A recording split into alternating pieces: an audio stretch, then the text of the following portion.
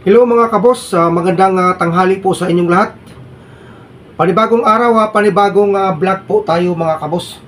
So, for today's video mga kabos ay tungkol po ito doon sa aking huling ginawa na duck balloon. So, gumawa po ako mga kabos ng mas malaking version dahil kakabit po ako mga kabos o i-upgrade ko siya, lalagyan ko siya ng pakpak. So, gumawa po ako mga kabos ng medyo malaki. So, ito mga kabos. So, pinalakihan ko lang at ang ating ginamit ay yellow na 260Q. At naglagay ako dito mga kabos. Doon sa huli kong video ay sinabi ko na pwede tayo maglagay dito para po sa kanyang pakpak. So, at in-improve ko rin mga kabos yung kanyang bandang sa kanyang likuran na tail. Ayan, nag-improve po tayo. At yung kanyang tuka, ginawa po nating fuchsia pink, yung kulay. So, dito mga boss ay magkakabit tayo ng pakpak. So, muli nyo ko samahan mga boss sa paggawa ng pakpak para po maikabit dito mga boss. Alright? So, tara! Let's start! So, ang ating gagamitin mga boss ay green. Dahil wala na po tayong white. So, ang ating gagamitin is green. So, mag-entry tayo mga boss. Yan, 5 to 6 finger tail. Tapos, i-buo lang natin mga boss. So, 3 fingers mga boss. Tapos, isang finger bubble.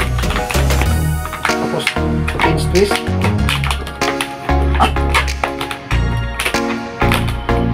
Ayan dito mga boss, gagawin tayo ng same size.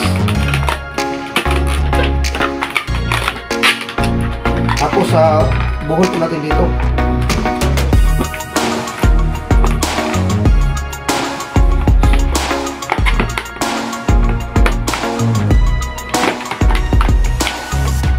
So, yan siya mga boss. So, next guys, 1 finger bubble.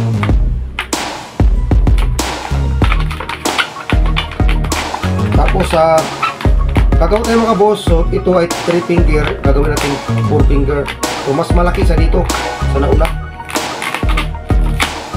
Press lang natin para malambot siya. Tapos, balik tayo sa unahan. Same size pa rin mga boss.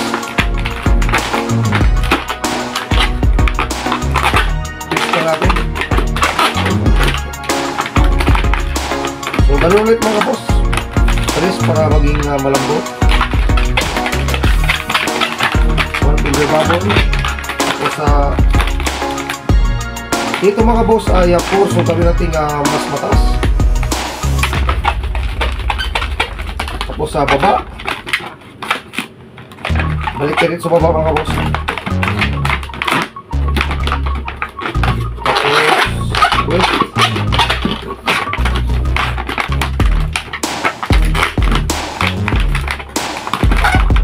So dito mga boss, hindi na tayo makabuo.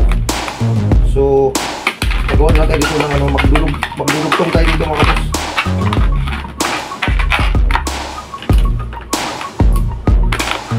So,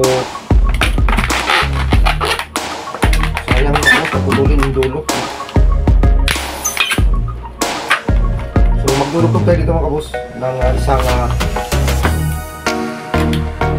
green ulit na balloons.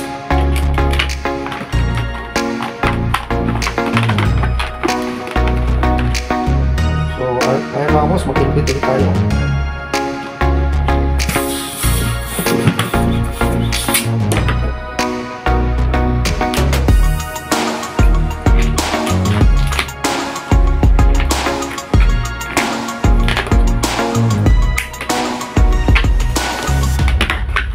Pundik lang natin dito.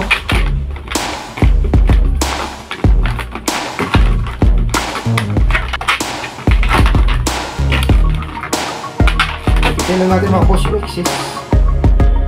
sa gabal. So press lang natin mga boss para malambot. So ang sunod natin mga boss is mas malaki na naman dito. So kailangan mas malaki siya.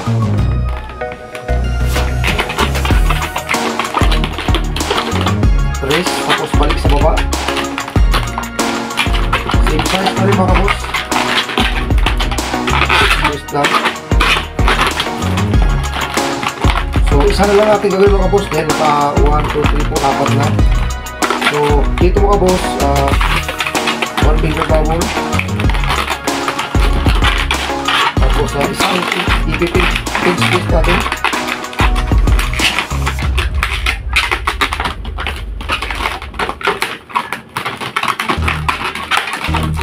Tapos 3 finger bubble.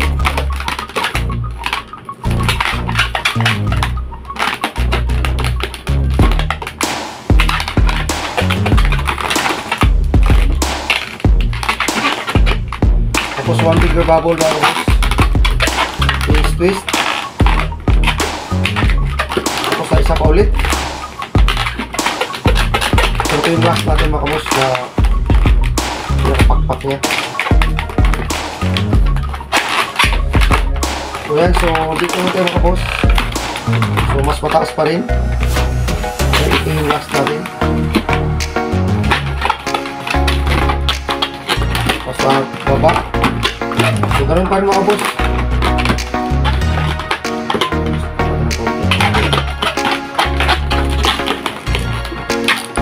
O sa same size. Wala, buko lang.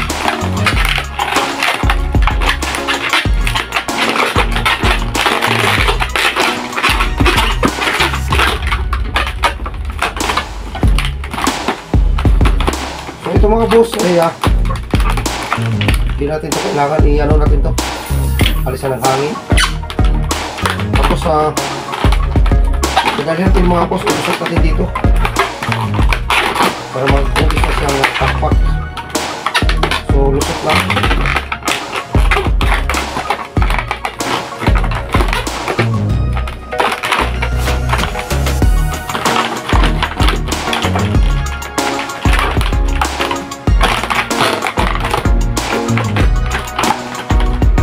Mga boss, buo natin dito pinakadulo.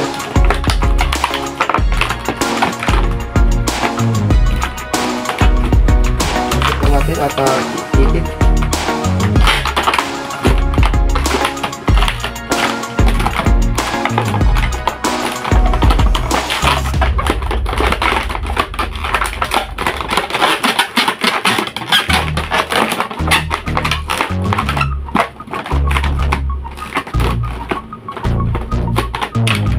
So ayan mga boss, yung kanyang pakpak ng ating gagawing track. So nakagawa na rin ako ng isa mga boss. So ayan yung ating dalawang pakpak.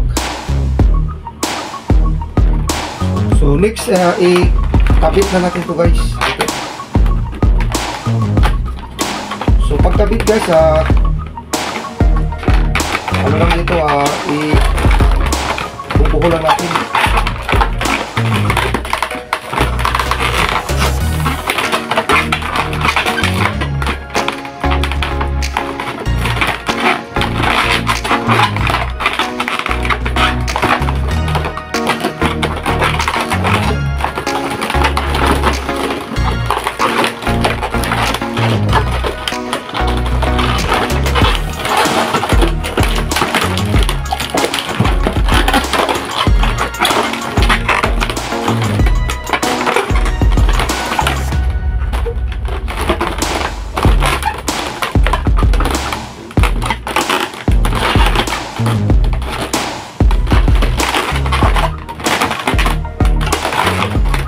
So ayan guys, ang ating